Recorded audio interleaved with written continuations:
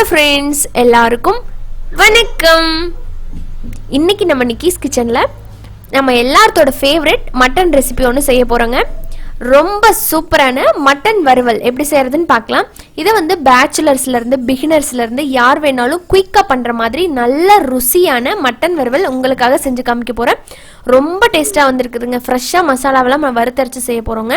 ஆனால் அதுக்காக ரொம்ப டைம் ஆகும் அப்படின்லாம் நீங்கள் நினைக்க வேண்டாம். சீக்கிரமாகவும் செஞ்சிடலாம், நல்லா ருசியாகவும் செய்யலாம். இப்போ இதை எப்படி செய்கிறது அப்படிங்கிறத பார்த்துடலாம் வாங்க.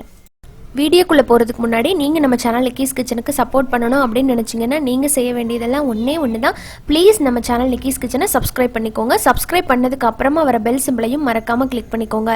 அப்போ தான் நான் இனிமேல் போடுற வீடியோஸோட அப்டேட் உங்களுக்கு உடனுக்குடனே ஒரு நோட்டிஃபிகேஷனாக வரும். நீங்கள் என்னோட எல்லா வீடியோவையும் மிஸ் பண்ணாமல் பார்க்க முடியும். இப்போ வாங்க குயிக்காக வீடியோக்குள்ளே போயிடலாம். மட்டன் வறுவல் செய்கிறதுக்கு முதல்ல மட்டனை நம்ம வேக வச்சுக்கலாம். அதுக்கு ஒரு ப்ரெஷர் குக்கரில்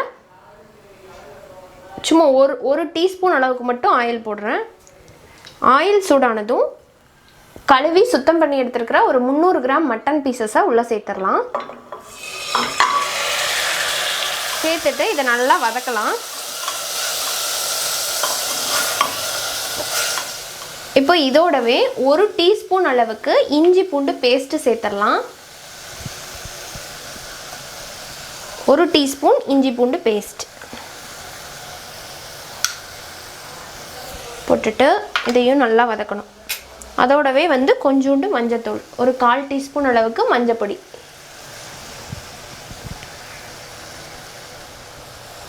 சேர்த்துட்டு இதை நல்லா வதக்கணும்.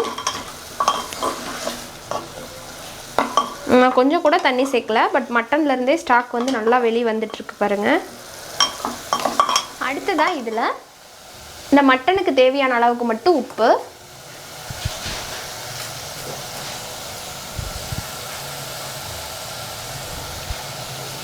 சேர்த்துட்டு இதை நல்லா ஒரு வாட்டி கலந்து விட்டுட்டு கொஞ்சமாக தண்ணி சேர்த்துற போகிறோம். சேர்த்து இந்த மட்டனை நல்லா வேக வச்சிடலாம்.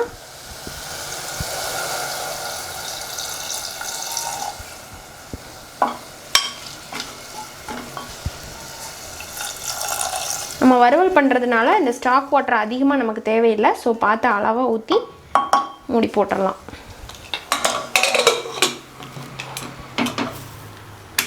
இது நல்லா வேகணும்.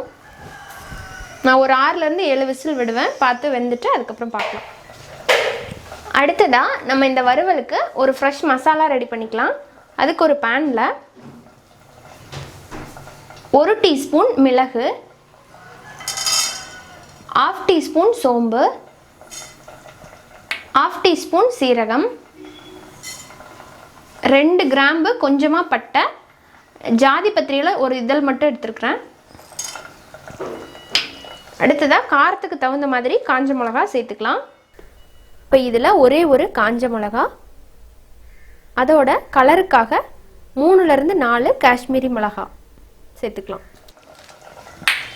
போட்டுட்டு இதை வந்து நல்லா ட்ரை ரோஸ்ட் பண்ணி வாசம் வர அளவுக்கு நல்லா வறுத்துக்கணும். இதோடவே வந்து 1 டீஸ்பூன் வந்து வர கொத்தமல்லி அதையும் போட்டு நல்லா வறுத்துக்கலாம். பாருங்கள், இப்போ இது நல்லா வறுபட்டு வாசம் வந்துருச்சு. இதை ஒரு வேறு பிளேட்டுக்கு மாற்றிட்டு மிக்ஸி ஜாரில் போட்டு நல்லா நைஸ் பவுடராக அரைச்சி எடுத்துக்கலாம். அப்படி இல்லைன்னா தண்ணி சேர்த்து நீங்கள் நைஸ் பேஸ்ட்டாக கூட அரைச்சி எடுத்துக்கலாம். அடுத்ததாக மட்டன் வறுவல் பண்ணுறதுக்கு ஒரு பேனில் 1லேருந்து 2 டேபிள் ஸ்பூன் ஆயில் சேர்த்துக்கலாம். ஆயிலுக்கு பொதுவாக நீங்கள் நெய் சேர்த்தாலும் ரொம்ப நல்லாயிருக்கும். எண்ணெய் சூடானதும் இதில் கருவேப்பிலை சேர்த்துடலாம். கொஞ்சமாக சோம்பு போடுறேன், சும்மா ஒரு வாசனைக்காக. அடுத்ததாக ஒரு 6-7 சின்ன வெங்காயத்தை பொடிசாக கட் பண்ணியிருக்கேன், அதையும் சேர்த்துக்கிறேன்.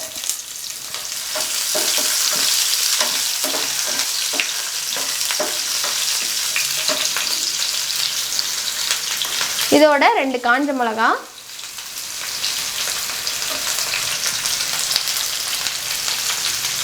ஒரு பச்சை மிளகா,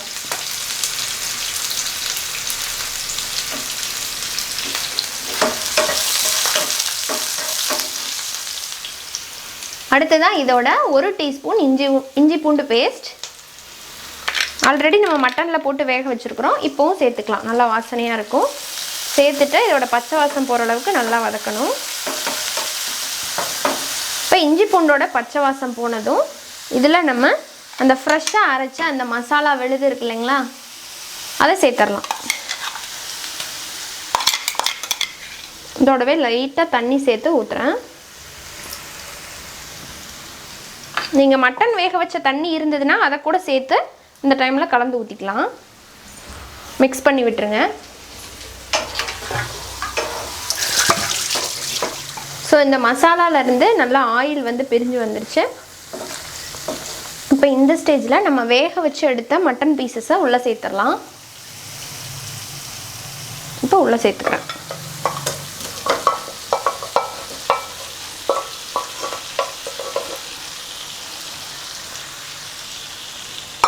சேர்த்துட்டு இதோட நல்லா மிக்ஸ் பண்ணிடுங்க. ஸோ இந்த எக்ஸ்ட்ரா இருக்கிற நம்ம தண்ணியெல்லாம் நல்லா வற்றி நல்லா ட்ரை ஆகி வர்றது வரைக்கும் இது நல்லா அடுப்பில் இருக்கட்டும். இப்போ மட்டன் வேகிறதுக்கு அளவாக தான் உப்பு சேர்த்தோம். இப்போ அந்த மசாலாவுக்கு சேர்த்து உப்பு வந்து போட்டுடலாம்.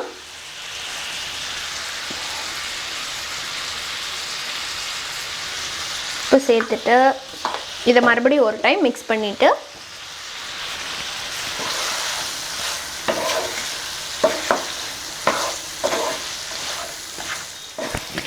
இப்போ இதில் புளிப்பு சுவைக்காக லைட்டாக லெமன் ஜூஸ் சேர்த்துக்கலாம். ஒரு குட்டி லெமனை வந்து கட் பண்ணியிருக்கிறேன். இப்போ அதை வந்து நான் சேர்த்துக்க போகிறேன்.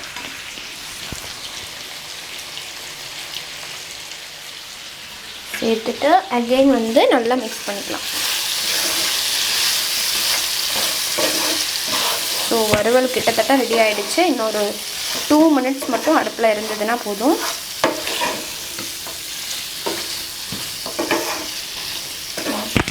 சூப்பர் வாசனையாக இருக்குது அது கலரும் போதே. ஸோ ரொம்ப நல்லாயிருக்கும்னு நினைக்கிறேன். டேஸ்ட் பண்ணி சொல்கிறேன் உங்கள்கிட்ட.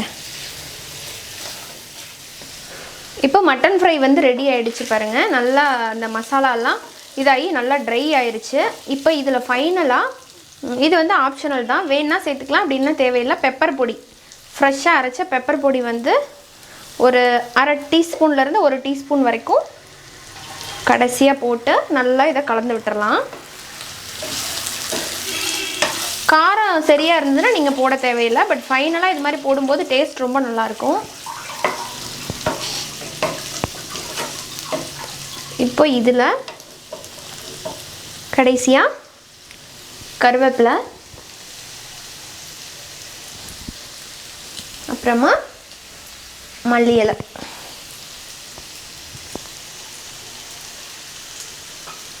போடுறேன். போட்டு இது நல்லா கலந்து விட்டுடலாம். நான் டேஸ்ட் பண்ணி பார்த்தேங்க, ரொம்ப ரொம்ப டேஸ்ட்டாக இருந்தது. உண்மையிலேயே மட்டன் வறுவல் பிடிக்காதவங்க கூட நான் சொன்ன இந்த மெத்தடில் ட்ரை பண்ணி பாருங்கள், ரொம்ப விரும்பி சாப்பிடுவாங்க. இது வந்து எல்லா வெரைட்டி ரைஸ் கூடவும் வச்சு சாப்பிட்றதுக்கு ரொம்ப நல்லாயிருக்கும். அப்படியே ஸ்டார்டராக கூட நீங்கள் சாப்பிட்டே இருக்கலாம், ரொம்ப டேஸ்ட்டாக இருக்கும். ட்ரை பண்ணி பாருங்கள். ட்ரை பண்ணிவிட்டு உங்களோட ஃபீட்பேக் அண்ட் கமெண்ட்ஸை மறக்காமல் என் கூட கமெண்ட் செக்ஷனில் ஷேர் பண்ணிக்கோங்க. இந்த வீடியோ உங்களுக்கு பிடிச்சிருந்ததுன்னா லைக் பண்ணுங்கள். யூஸ்ஃபுல்லாக இருக்குன்னு நினச்சிங்கன்னா ப்ளீஸ் ஃப்ரெண்ட்ஸ் அண்ட் ஃபேமிலியோட நிறைய ஷேர் பண்ணுங்கள். இன்னொரு இன்ட்ரெஸ்டான அண்ட் ஹெல்த்தியான ரெசிபியோட உங்களை சீக்கிரமாக வந்து மீட் பண்ணுறேன். அது வரைக்கும் நன்றி, வணக்கம்.